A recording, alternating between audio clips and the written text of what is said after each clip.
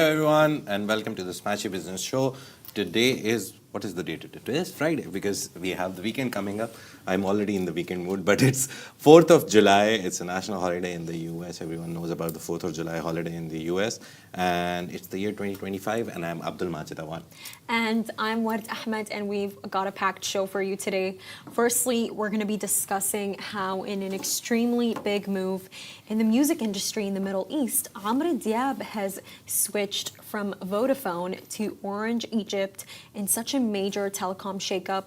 And secondly, Miral, the company which is responsible for building Disneyland Abu Dhabi, has issued a 3 billion dirham tender for Harry Potter themed expansion on Yas Island.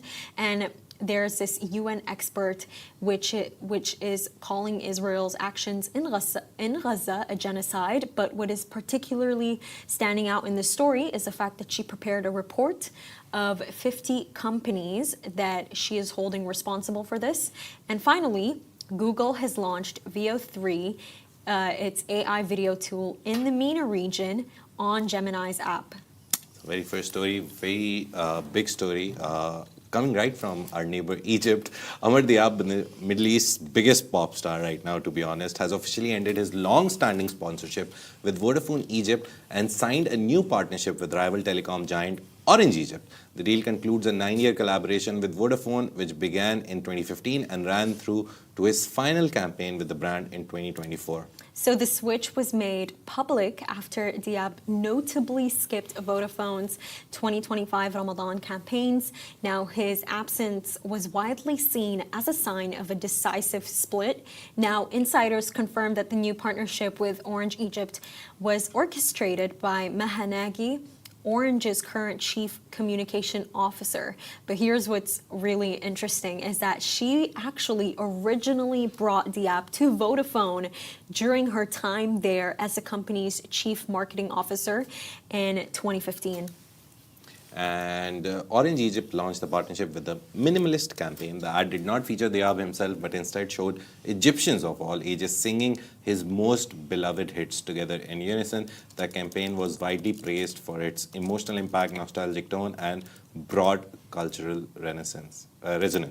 Now, the move is being viewed as a pivotal moment in Egypt's telecom advertising landscape, especially as Orange is gearing up to expand its 5G rollout. So the Diab-Orange alliance is expected to be a centerpiece of the company's branding strategy through the coming year. And lastly, the switch has also sparked broader industry commentary. Egyptian entrepreneur Mohammed El Shafai noted the shift raises questions about the authenticity of celebrity endorsement, saying not everything has to be transactional. After nearly a decade with one brand, Diab's move is prompting reflection on the real meaning behind long-term partnerships.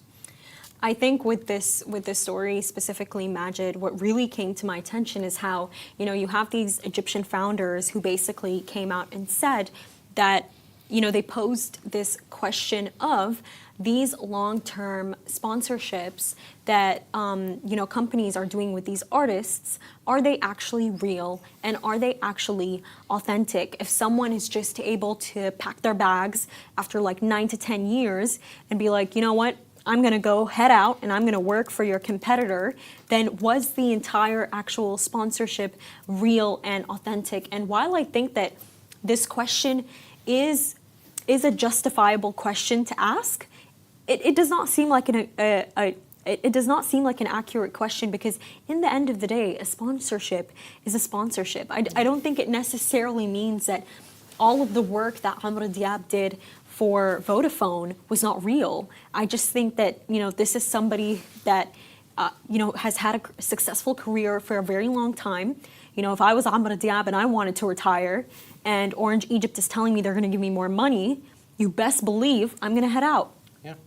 I think a lot of people would have seen the new movie Air. 2023, it's not new. It's new for me. Yeah. But it's the story of the salesman who somehow convinced Michael Jordan to sign with Nike, and there was Adidas there. There were so many brands that wanted to sign Michael Jordan because he still hadn't become a star, but he was on his way, and Nike somehow took him. And even till today, we know about Air Jordans. We know these brands because Nike had the idea. I think with Vodafone and with Amr Diab, I think I'm not like very familiar with the music scene, the Arabic music scene, but Amr Diab has been there for a long time now. How long would you think he has been on the scene like a superstar? For years, I think for at almost least a like, decade or so. I believe almost Yeah. 15 years. He's, he has so many icons like Noor Al Ain. But I think, by the way, it's not just the fact that he ended his partnership with Vodafone. Yeah. By the way, he also actually ended his partnership with Anghami and Sony Music. So it's such a grand shift because he moved from them and now he's streaming his music through Apple. And I think what was really hilarious for me, Majid, is on the cover that, what's it called, Orange Egypt uploaded on their Instagram account to announce that Amr Diab has joined them. It says on the cover, "Khataftuni," meaning you kidnapped me. And allegedly, that's the name of his new album. But I think for me, it stood out because it's almost like they're trying to say that in this like grand marketing coup, we have poached Amr Diab from our competitor, and we finally have him on board. But honestly, and by the way, it's such an iconic partnership. I love Amr Diab. Amr Diab is one of those celebrities. He is not just loved by the Egyptians. He's loved by the entire Arab world, the entire world, in fact. If you ask Westerners, do you know Amr Diab, and you open Noor Al Ain, immediately they're going to know that Is famous. song. We also know that song. Like Asians also know that song. So it's most probably one of the greatest hits. Just on the basis of this deal, I think it makes sense. I'll give you a sports example. Ronaldo, when he moved for Saudi Pro League, a lot of people like he just came for the money, but he was part of a project. Maybe Orange, in comparison to Vodafone, they're trying to do something. Not saying Vodafone is not doing great. Both brands are equally strong in their capacities. The main thing is that them poaching a big star means they're doing good, and they have the money to like hire a big star to put that face on their brand. But It's it's very like- interesting. It I is. always want to know how much money would you take to switch a brand. It's like asking Federer how much money would he take to switch from Rolex to some other brand. It's very interesting. The whole campaign that goes behind just convincing a star to stop wearing a certain watch and going to another watch, or wearing a perfume brand, or wearing clothes.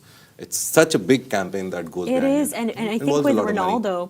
Ronaldo, you have him being like offered $700 million a year now, I believe. Is that 463 exactly. Oh, okay. 463 I million dollars just a year. read it online, and the The Times last of report India. that we did on Smashi Business was 463 million. Times of India basically said that his new Al Nasr deal includes $700 million, private jets, and 16 personal staff. But I remember I watched this video of Ronaldo on his Netflix documentary, and he was basically saying how like I belong to Saudi Arabia now, and I think the fact that you have someone like Ronaldo saying that, it really comes back to the fact of these long-term sponsorships, these long-term deals, they can be authentic. Yeah. They can, but I think, you know what it is, Majid? What holds people back from moving, it's their families. Like, I don't think that we're ever going to see Messi in Saudi Arabia. Like, I'm telling you this from now, it is not happening. No matter how he's- much money they give that man, he is not He's moving never coming to the Middle because East. he's signed a long-term deal with MLS and the Beckham-backed club, Inter Miami. He holds now some shares also. Reportedly, these business dealings never come out in public, but he holds some part of that club. Like Ronaldo, we've seen that over the years, last 2-3 years, it's been reported that he now owns 5%, 10% stake in Al Nassr, the club. So when you own the club like 5-10%, I don't think you're moving. And yeah, Messi to Saudi, I think it will be like one of the biggest cosmic things which will happen if he moves to Saudi Arabia. But Ronaldo is there. So we have one of the best stars in our region. Benzema is there. We have one of the Ballon d'Or winners. Neymar came, not a good stint, but he left. But talking about big things, a very big Abu Dhabi-based developer, Miral, has officially tendered the main construction contract for its highly anticipated Harry Potter-themed expansion at Warner Brothers world, which is in Yas Island, according to a report by Mead. It came out yesterday. The second phase development is estimated to cost between 2 billion dirhams and 3 billion dirhams, or roughly 545 million to 816 million dollars, and will significantly enhance the existing theme park. Now, the expansion will cover 40,000 square meters and is set to feature 3 new rides, themed dining outlets, retail experiences, and immersive zones inspired by the globally renowned Harry Potter franchise. Now, construction bids are expected to be submitted by July, enabling works that are already in progress, led by NSCC International and Emirates Electrical and Instrumentation Company, while Canadian firm Ellis Dawn is serving as a project consultant. And this marks the 6th Harry Potter attraction worldwide and the first in the Middle East. Where so many firsts for Abu Dhabi now, adding a major new tourism asset to the UAE's capital. The move reinforces Yas Island's growing reputation as a premium global entertainment destination. Now, the announcement follows a series of major developments by Miral, including a recent extension of Yas Water World and plans, this is the biggest one, to bring the region's first Disney resort to Yas Island, Abu Dhabi. Now, these back-to-back projects reflect the company's long-term strategy to attract global visitors and position Abu Dhabi as a world-class tourism hub.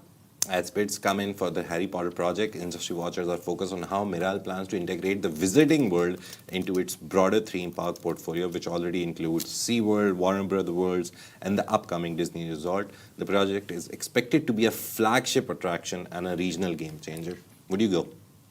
To Harry, of course. By the way, I am so ready. You know that when I heard about how like Disneyland is coming here to the first time, I looked at my family and it's like, I was like, guys, like I promise you all, I'm going to plan the trip and I'm going to take all of you to Disneyland. Not only are we going to visit, but we're going to stay in the hotel. But I think for me, spend a whole day. But you know what it is, Majid? For me, no, honestly, like a good 3 days. I'm doing a hotel stay. I mean it, by the way. I'm like, it's like an aim for me. But for me, Majid, with this entire Disney story, it's so big because, like, think about it. You know, Miral as a company, they sat down with Bob Iger and they're like, look, listen, we will construct Disneyland Abu Dhabi. We will also fund it, you know, and you guys will earn the royalties. And I think that, you know, I know that this is just mentioned as passing news in all these articles, but that is pretty big because it's actually only a few parks that actually own the park itself. And the fact that Abu Dhabi made sure to argue such a deal really does, I think that it really does show you why the economy is so strong, because they make sure that everything is somehow government-led. They make sure that everything is somehow locally led. And I think that does contribute to the success of a project. Yeah, and adding on what Bert said, so designing-wise, Disney will contribute. But yeah, they'll only earn royalties. The whole park, everything is being funded by Miral Group. It's a very big group. We know about it. If you go to Yas Island, if you go to that specific area where Warner Brothers is, Ferrari World is, where SeaWorld is, all those attractions, and now Disney World coming. Again, I would like to highlight, I don't know what happened to the Las Vegas, the Sphere, not the Las Vegas Sphere. It's the only sphere in the world which is in Las Vegas and they're trying to build. But need to find out. We need to soon find out what's happening to that. Because that was one of the biggest announcements also. I remember recently when the Yas Water World extension opened, the National did an interview with this Miral Group CEO, Mr. Al-Zabi, and the very interesting thing that I read in that was that they have a 10-year plan. So Miral's 10-year plan till I think 2034, it started in 2024, till 2034, they have a plan to announce at least one attraction every year. So don't sit on Disneyland, don't sit on these 4 or 5 already built properties. You may and you should expect something every year, because according to him, there is enough space on Yas Island to build all these attractions. And I think with Middle East, the very good thing that Miral is doing, is that in Middle East you don't have all of these. You always travel to some other country. You travel to Singapore, you'll travel to China, Japan. America. You could travel. Yeah, America is the most common option. But even if you can't go to America for passports which are not allowed to travel there, and it's very difficult. My passport is one of them now. You don't get visa easily. You still have to travel to other countries. You have to travel to other continents. Now in the Middle East, you're getting nearly everything ready, and it's not difficult to travel here. The visa process is so easy. Traveling here is easy. I saw Everything is so something somewhere, comfortable. by the way. I was watching this video, and it was basically how this guy was like, "Do you know how important your Emirates ID is?" Yeah. And he was basically saying how having an Emirates ID. It basically means that you can easily go to Brazil, you can easily go to Georgia, and I So was being like, a resident this is of great. UAE, being the national, like Emirati, a citizen gives you like access to so many countries. But being a resident itself, even with whatever passport you have, being a resident gives you access to like 4 or 5 countries that I know of. I think Turkey, you can apply visa and they give preference if you're UAE resident. Again, you have an Emirates ID. So it's just nice to have this country where you're getting eventually all of the attractions that you go to the world to see. You have to travel like hop continents, hop countries. Everything is going to come And I here. think, you know what, Majid, the reason why they're able to do all of these deals is because of how the UAE is very pro-peace, and we see that with the Abrahamic records and, I mean, accords. And that brings us to our topic of how there is this United Nations special correspondent which has basically accused Israel of committing one of the cruelest genocides in modern history in Gaza. Now, in a report presented to the UN Human Rights Council, Francesca Albanese described the situation in Gaza as apocalyptic and called for urgent international action. But you need to see what she really had to say. And Albanese, who's a special rapporteur. It's a very difficult word, I know. It's spelled very weirdly. But Albanese is a special rapporteur and she's urged the global community to impose a comprehensive arms embargo. So that's one of the things that she said, that stop selling arms to Israel so they can stop doing the destruction that they're doing, and to suspend all trade and investment ties, because the more trade is done, the more money they get, and the more money they get to buy bombs and then eventually do what they're doing. She warned that Gaza has become a testing ground for Israeli military and surveillance technologies, exacerbating the humanitarian crisis. Sorry, well, before you go forward with the next part, this point is a very, the Israeli military and surveillance technology part, it's very important because we saw recently in France that they were trying to showcase, some of the Israeli companies were trying to showcase some offensive military equipment. They were told to move it, but they didn't move it. That is one case. Another case is where a lot of Israeli military contractors, all the companies which do this, wherever they go, they're telling the people that, oh, these are war-tested equipments. So imagine the level of ruthlessness that they have, that they're marketing their products as war-tested. And they are testing all of that in Palestine. So this point especially has a very big value, what Francesca Albanese said, that they're using Gaza as a playground, literally, where they're testing everything they have, and then they're marketing those products in the broader market that, oh, tested it. So, yeah, it's a very detailed report. You should read it if you're interested. Now, she also highlighted in the report that 200,000 Palestinians have been killed or injured during the conflict, with experts suggesting even higher figures. Now, Albanese pointed out that Israel has dropped 85,000 tons of explosives on Gaza, approximately 6 times the destructive force used in Hiroshima. And when we talk about Hiroshima, it's one of the biggest tragedies in the world after the atomic bomb was made. And imagine 6 times more explosives have been like. I can't even imagine what Gazan people go through every day. But what's interesting here is the companies that have to play into all of this. And then she also highlighted several multinational corporations, including Microsoft, Amazon, BNP Paribas, and HD Hyundai, and she accused them of sustaining an economy of occupation by continuing business with Israel. The report calls for these companies to be held accountable under international law. Now, Albanese concluded her report by urging UN member states to enforce strict arms bans and economic sanctions while appealing to civil society to push for boycotts, divestments, and sanctions. What comes next depends on all of us, she said, emphasizing the global responsibility to respond. And some of the companies, just to name them, that she had in the report included Amazon, Palantir, Microsoft, I believe. I don't remember the other names. It's a lot of companies, basically. Caterpillar is one of them because they're big giant machines which is used to remove rubble, which Israel is doing. They're bombing the places, removing the rubbles, and then setting up settlement colonies. It's one of the stories that I don't like doing, and I think World also doesn't like doing because it has such an emotional toll on you. It takes such an emotional toll on you because when you look at what's happening. Because it's, you know what it is, Majid? There's also been such, like, I'm going to say it this way, honestly, such a bombing of reporting. They keep bombing us with all this reporting, but it's like nothing is changing.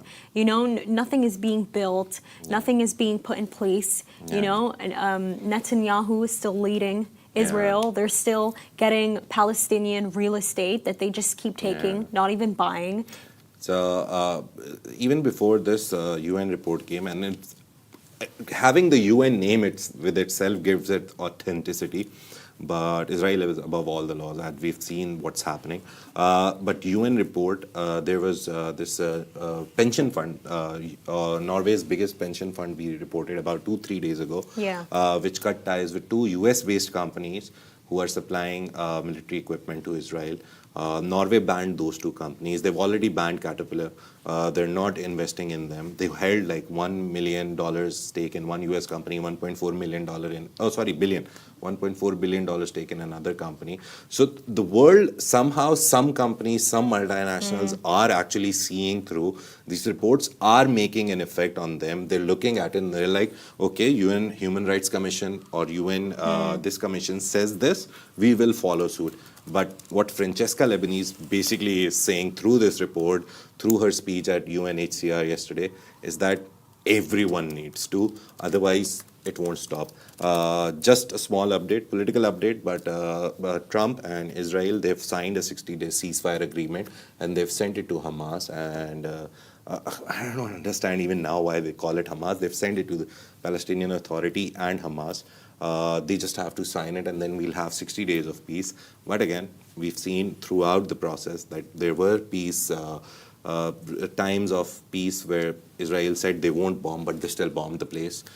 They were like, oh, they attacked first. There was no reports, no concrete proof that Hamas or anyone attacked Israel, but they broke the peace timing and they bombed them again. So the only thing that you can do is just wish, pray as an individual that all this comes down. Yeah, praying is a really good point. It's therapeutic, I think, because as an individual, every one of us, whenever we talk about these stories, to be honest, when I go outside after like for the next 10-15 minutes, the images go through your head. I know it's a business show and we're being emotional, but I think this is part of the whole scenario. Whichever beat you're reporting from on Palestine, you feel it. That there is something wrong happening. No, and I think, you know what, Majid, I know that it's like business, but we are allowed to be emotional about things. We're humans at the end of the day. And it's like, if you, like, for example, if you take a look at Tucker Carlson, you take a look at Candace Owens, I mean, they'll be talking about something and then suddenly they mention Christ. And, you know, and I think in that, if they're allowed to talk about their religion constantly, then so are we. We're allowed to talk about our religion too. But just to end it on a good note, Google has launched its advanced AI video generation model, Veo 3, across the Middle East and North Africa. Now, it's been integrated into the Gemini app. And Veo 3 basically lets users create custom 8-second videos by typing a simple scene description known as a prompt. And moreover, Veo 3 is now available to Google AI Pro subscribers. So if you're that, you get access to it in the MENA region. The tool produces high-quality 720p videos. It's still not at 1080, it's still not at 4K. 720 is good enough for streaming. And it has realistic visuals, it follows the rules of physics and has native audio. It will include the audio itself. There's sound effects, there's dialogues it can do, there's ambient noise without extra editing. And this launch opens new doors for MENA creators, offering one of the most sophisticated AI video tools worldwide. VO3's combination of video and sound generation enables fresh creative possibilities for storytelling. And we see it how real the Arabic is. I mean, it is actually accurate, even in different dialects. Yeah. And to promote transparency, Google embeds a hidden synth ID watermark in all AI-generated videos. Soon, a visible watermark will also be added for most users, except Ultra members using Google's Flow filmmaking tool, helping audiences identify AI content. Now, Google also plans to expand access to its Synth ID detector, a tool which is basically designed to verify AI-created media, which, to be honest with you, I don't think we really need. I think we can all tell when something is AI. Yeah. Like, for example, when this video is basically going around, it was a fake AI video of this Al Arabiya presenter, which is, and he's a very famous presenter, by the way. I was watching him on TV like yesterday. And the video is basically how Zelensky bought an apartment in Burj Khalifa, I believe. But Majid, like, just to discuss Gemini and how late Gemini was released. So Google, as a company, is owned by Alphabet. And apparently, due to the fact that Gemini was released so late after OpenAI by Sam Altman, they have since then lost $96 billion in value. I think that it's great to be seeing these advancements. I think that VO3 specifically is really going to change things for Google. But I think the fact that they came so late into this has cost the company so much money. Yeah. And now we have an interview with a very interesting person. Do stay tuned. We have Christopher Richter coming up.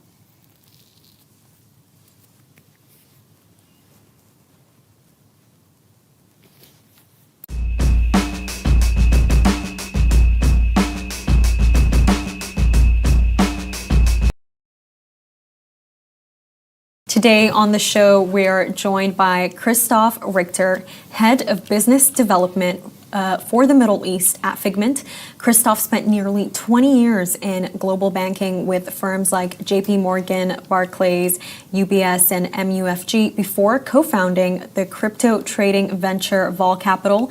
Now based in Dubai, he's leading Figment's institutional staking expansion across the MENA region and Turkey. Christoph, welcome to the show. It's so lovely having you today. Thank you so much for having me. And, you know, just to start, do you want to introduce yourself to the audience? Yes, absolutely. So I joined Figment as the head of business development for the Middle East, Turkey, and North Africa. Figment is the largest independent staking provider with more than 700 institutional clients and more than $15 billion of assets under staking. We'll get to what staking is in a moment because I think it's often misunderstood. And yes, you introduced my background quite well. So I come from traditional finance, primarily derivatives. What I did for nearly 20 years, I got into crypto digital assets about 8.5 years ago. And ever since I started researching Ethereum and Bitcoin, I was hooked. I loved it. And really what fascinated me was that intersection of finance and technology. And, you know, just to start, you know, why should we be hooked on staking and what is it? Absolutely. What really is it? This is a great question. So allow me to use an analogy to explain what staking is. You imagine you're using your laptop. You have two different operating systems, primarily iOS or Windows. They both do the same thing. They allow you to control your laptop. However, they work very differently. So similarly to that, in digital assets, you have effectively proof of work and proof of stake. These are two different methods of verifying transactions on the blockchain. Proof of work is known primarily from the Bitcoin blockchain. It is the process where miners are mining blocks. They are solving cryptographic puzzles, and for winning the next block, they're being awarded Bitcoin. Proof of stake is the evolution of proof of work. It's vastly more energy efficient, and it's a process where token holders are locking up their tokens as collateral to secure the network. And in return for securing the network, for verifying, validating transactions, they are receiving a reward. And this reward is being paid out in newly minted tokens. And what Figment does is to make your staking experience seamless and easy. Right, and just with Figment, what me and Majid are really curious about is why did Figment why did it decide to expand into the Middle East and specifically the UAE? Yeah, it's a great question. The UAE particularly and the wider Middle East is in an inflection point in terms of digital asset adoption. Particularly here in the UAE, there's been some major developments in the last, I would say, 8 to 9 months. We had, for example, the back end of last year, Mubadala Investment Company investing almost $450 million into BlackRock's Bitcoin ETF IBIT. You had in recent months both Emirates NBD and First Abu Dhabi Bank rolling out a crypto offering to their clients. And you also had the announcement, of course, of Figment and Tungsten in their partnership. And all of this comes on the back of a very strong digital asset framework, which you have in Abu Dhabi Global Markets, the DIFC, and of course the Virtual Asset Regulation Authority, VARA. And the UAE has really taken a leadership, if you wish, in digital asset regulation. And as you said, UAE has taken a leadership. I remember recently Circle listed in the US, and the president was like, UAE people from VARA, we took a lot of help in creating the laws and how Bitcoin should be regulated in the US also. That was a very nice statement. But you've been appointed, takeover, you've been appointed in this role. What is your focus? So you've been brought on with so much experience in traditional finance, and how do you come into this picture with Figment, with everything that's going on? Yes, it's really two things. It's education and partnerships. Education breaks down into two different things. It's first of all helping investors understand what is staking. So Figment does a lot of work around thought leadership, seminars. We show our product live that highlights how easy it is to stake the tokens. And then the second part of education is more specific to the region because staking is considered Sharia compliant. So very interestingly, it's not interest nor yield that you're receiving. So there's no concept of riba in staking. And the second thing is that staking returns are not fixed, right? And it's also considered halal from the perspective that there's no underlying loan, right? So it ticks a lot of boxes for the Islamic finance world. And then partnerships obviously is very important here to develop the local partnerships, particularly because the commitment to the region is very important for local investors. And this was one of the reasons why I was the first hire for Figment here. And it's been really exciting to be honest. I'm really curious, you just said that you're the first hire. That's amazing, by the way. Being the first hire and managing the business development, what specifically do you manage in Figment? So effectively, I am the point person for any kind of requests about how to stake your tokens for the institutional investors. We are the ones, looking to develop the partnerships in the region. We can talk about a little bit how it breaks down the different types of clients that we're servicing as well. And the other task is really about creating the brand awareness of the solution. Figment has been doing staking since 2018, so basically since the very beginning, and it's been one of the leaders ever since. Yeah, and what makes staking relevant for long-term digital assets? Since we're talking about it, and I see institutional investors really going into it. Not retail. Is there a market for retail, if you can throw light on that, but institutional investors mostly? Absolutely. So I think it's a really terrific question. Why would you stake, right? Yeah. So again, working with an analogy, in traditional currencies, we experience inflation, right? With regards to, for example, Bitcoin, there's a finite supply. Yeah. However, the majority of digital assets, they do experience inflation as well. Yeah. And staking is one of the simplest way of protecting one's investment against inflation, right? So it allows you to generate rewards that outpace the inflation so that your nominal and relative token count basically increases as the supply increases. Speaking quickly on the second part of your question, so staking is really available also to anybody that would like to do that. Figment collaborates, for instance, with Ledger Live, etc. So there's a different ways of getting involved here, and particularly when we talk about the different client groups, exchanges, of course, is a big focus of the company. And just like speaking about the different clients, when we were talking outside, Christoph, you were telling me about how you've worked in so many markets and so many countries. And what I'm so curious about is what specifically stood out to you in the Middle Eastern market, would you say? I would say it's the curiosity to learn. I think it's a very ambitious country, the UAE, and with that ambition comes intellectual curiosity, which is a very important combination. And people are not afraid to be thought leaders. People are not afraid to innovate. And I think these are really key parts of doing business here. And this is why I say, for us, a lot is about educating investors and helping them understand what staking is all about. And, just to develop on that, do you have a specific experience, a specific story that, like an example of what you're specifically saying? Yes, so I met a large investor recently, and he had the conception that staking involved lending. And I explained to him, no, actually, you even keep the tokens in the wallet. And I think this is really one of the things that is commonly misunderstood. Staking is non-custodial, right? So it's a very important part for your risk management that you're just delegating the access to the tokens purely and exclusively for the staking, right? So you're not sending your tokens to somebody else, giving up control over the tokens.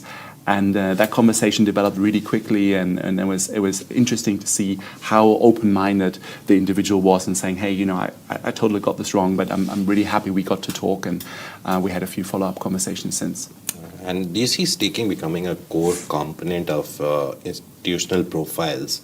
Will eventually we see big people, like big institutions? Yeah. You talked about BlackRock ETFs. Yeah. Do you see them coming into it and it becoming a giant, another new giant? It is a great question. So as it stands right now, only 30% of all Ethereum are staked, and only around 70% of all Solana are staked. And these are the two largest proof of stake networks. So it shows how much potential there's still in the market. You just picked up on a very important point around ETF issuers in the US. So as regulation develops, we will see people, and particularly ETF issuers, moving into staking and being able to offer a return to their investors. So I think it's a really interesting point to be involved in the staking business, because I believe that we're at an inflection point, the sort of steep end of the hockey stick, if you wish. And, just on the topic of staking business in different markets, how would you compare staking business in the UAE to other markets in the world? So the UAE is really driven by long-term investors. Right. You have obviously an unprecedented concentration of wealth in this country from both an institutional but also from a private perspective. In countries, for example, like Turkey, the adoption of digital assets is really a necessity, right? So the Turkish lira, 12 years ago was probably around 1.8 to the euro. Now we're talking about 45 to the euro. So you had a 95% devaluation of the currency, and individuals need to find ways to protect themselves against that devaluation. So this is really then a different motivation to be involved in digital assets. It's about covering your basic needs and avoiding that the devaluation of the currency eats up all your savings. And you recently announced a partnership with Tungsten. Yes. And that was like one of the big things, one of the big topics. How does this collaboration work? And can you tell us a little bit about Tungsten also? Yeah, it's a great question. So Tungsten is the largest local digital asset custodian. Nice. A custodian is somebody that helps you to safekeep your digital assets. We all know the stories about people losing their private keys and these type of things. So custodians effectively do that work for you. They help you to safekeep these assets. And Tungsten is the local market leader. Figment is the global market leader in staking. And it's really sort of your second question. So the first question is, as a digital asset investor, how do I make sure that I safekeep my asset? Yeah. And the second question is, how do I generate a return on investment in the safest way possible? And this is where staking comes into play. Nice, nice, nice. And what we want to know, and Yeah. what the audience would like to know too, is what is next for Figment, would you say? So Figment is very focused on always innovating and rolling out networks. So at this point in time, we've got around 50 different networks that we support. The Web3 or digital asset space is very innovative. There's a new product being launched every day. So we will continue to focus on supporting new and exciting projects. And then obviously what we talked about earlier is that, you know, a lot of Ethereum and Solana, for instance, remain non-staked. So it's Yeah. about how do you unlock this hidden potential. And this is, again, one of the reasons I was hired here in the Middle East. We've got teams in basically all the different areas of the world, LATAM, APAC, Europe, and of course the US and Canada. So I think that will be a very big focus around as the institutional adoption of digital assets accelerates, how do we become forefront of the clients' minds and help them to achieve rewards for their assets. Any message from your side to institutional investors? Because I think the more focus is on institutional. Any message from your side that you want to give about staking, about Figment as a whole? Absolutely. If you are an institutional investor and you hold digital assets, staking should be at the forefront of your mind. Figment is the most compliant and largest independent staking provider in the market, and we would love to have the conversation with you and help you to generate low-risk returns on your investment. Christoph, it was lovely learning about Figment and staking from you, and thank you so much for watching, everyone.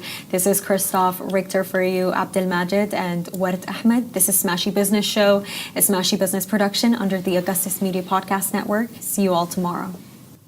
Thank you.